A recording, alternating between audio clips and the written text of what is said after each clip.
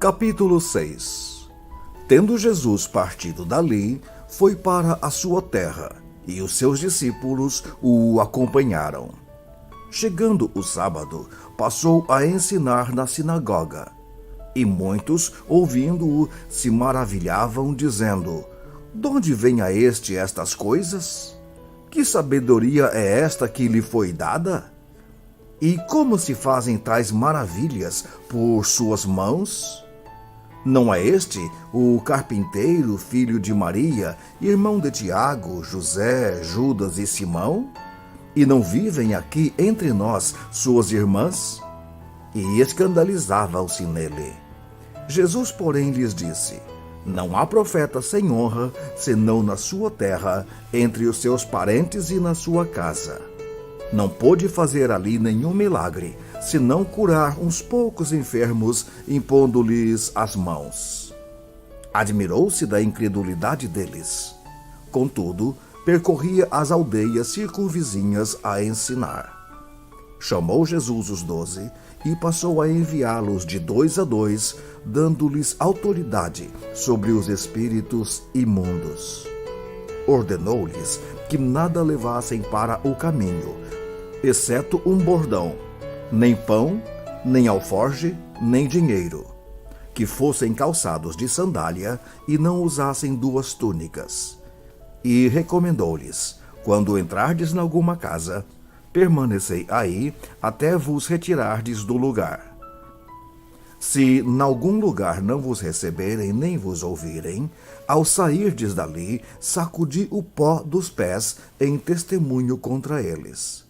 Então, saindo eles, pregavam ao povo que se arrependesse. Expeliam muitos demônios e curavam numerosos enfermos, ungindo-os com óleo. Chegou isto aos ouvidos do rei Herodes, porque o nome de Jesus já se tornara notório. E alguns diziam: "João Batista ressuscitou dentre os mortos, e por isso nele operam forças miraculosas." Outros diziam: "É Elias." Ainda outros: "É profeta, como um dos profetas."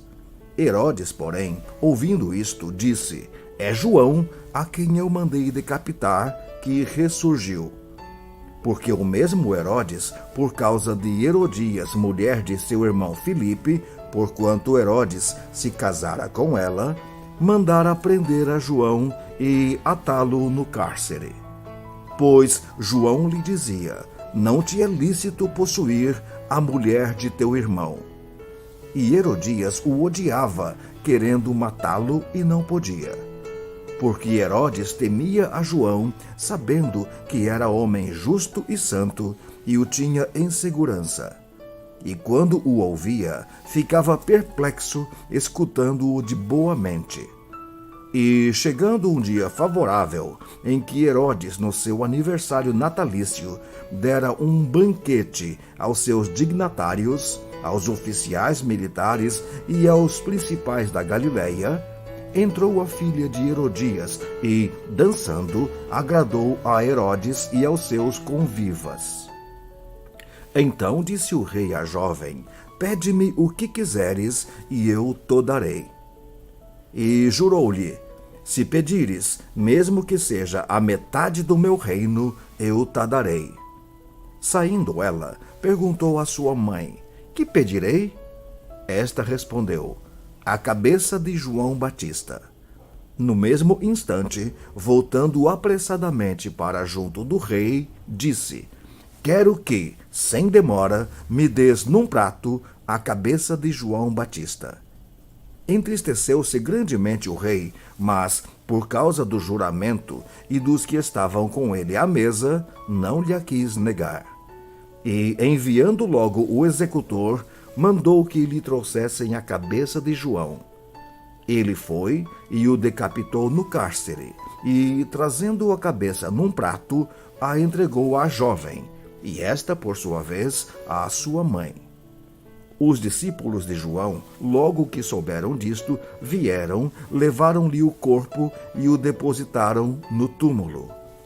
Voltaram os apóstolos à presença de Jesus, e lhe relataram tudo quanto haviam feito e ensinado.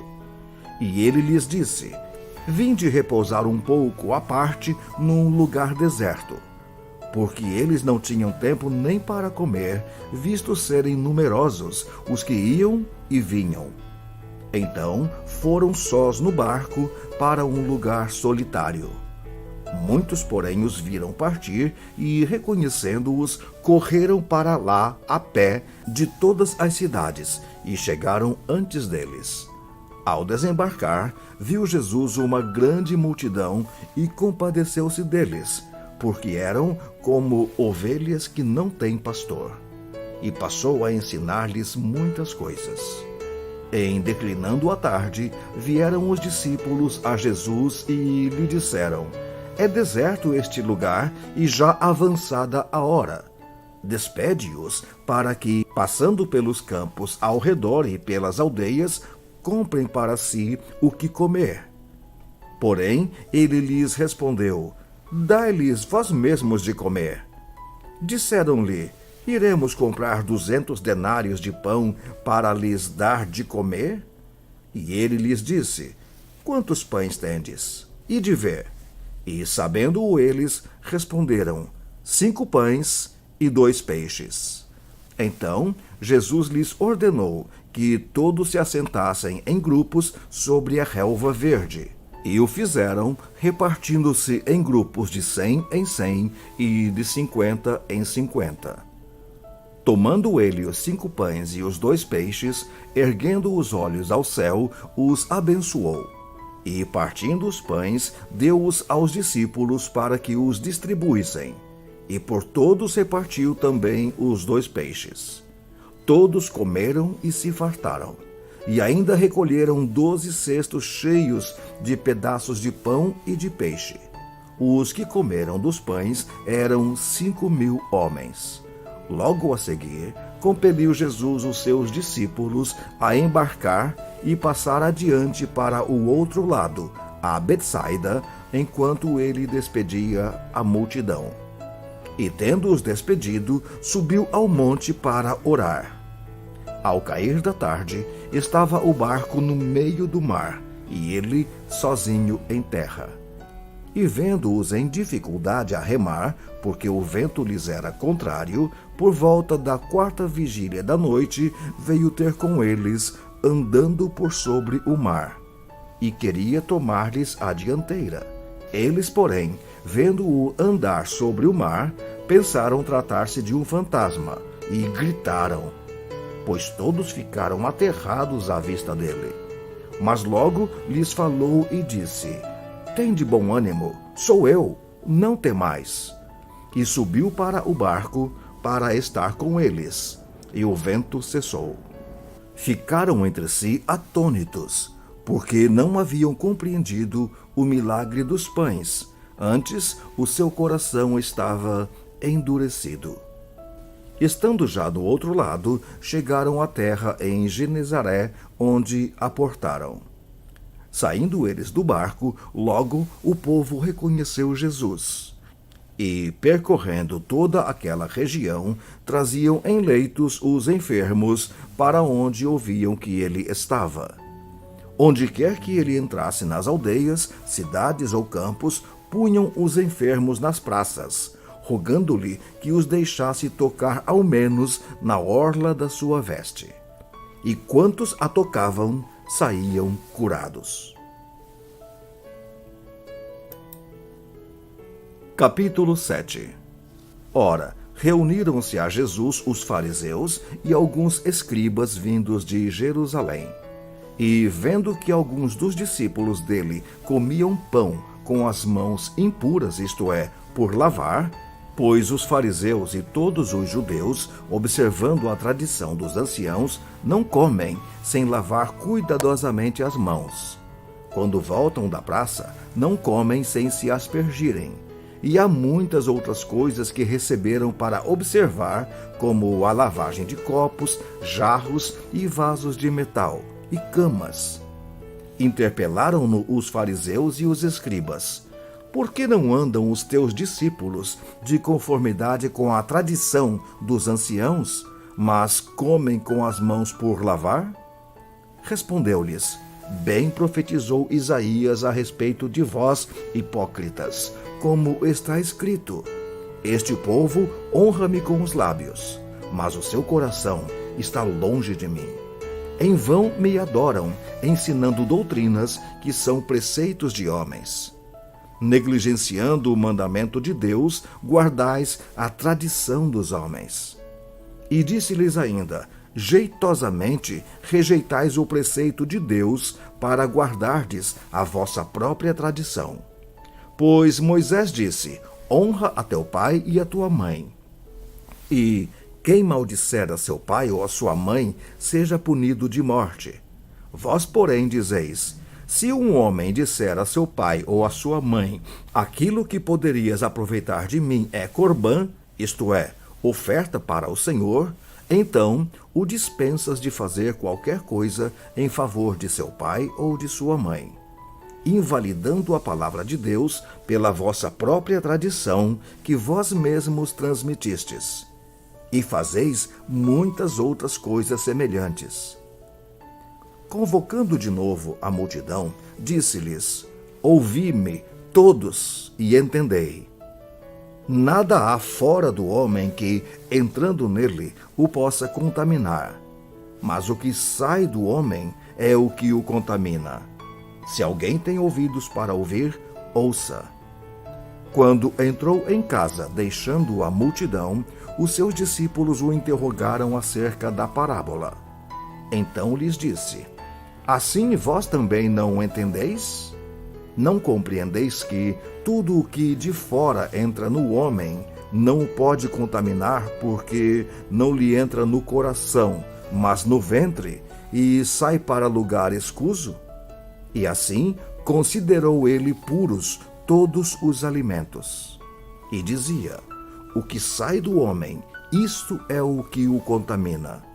Porque de dentro do coração dos homens é que procedem os maus desígnios, a prostituição, os furtos, os homicídios, os adultérios, a avareza, as malícias, o dolo, a lascívia, a inveja, a blasfêmia, a soberba, a loucura. Ora, todos estes males vêm de dentro e contaminam o homem. Levantando-se, partiu dali para as terras de Tiro e Sidom. Tendo entrado numa casa, queria que ninguém o soubesse. No entanto, não pôde ocultar-se, porque uma mulher, cuja filhinha estava possessa de espírito imundo, tendo ouvido a respeito dele, veio e prostrou-se-lhe aos pés. Esta mulher era grega, de origem sírio-fenícia, e rogava-lhe que expelisse de sua filha o demônio.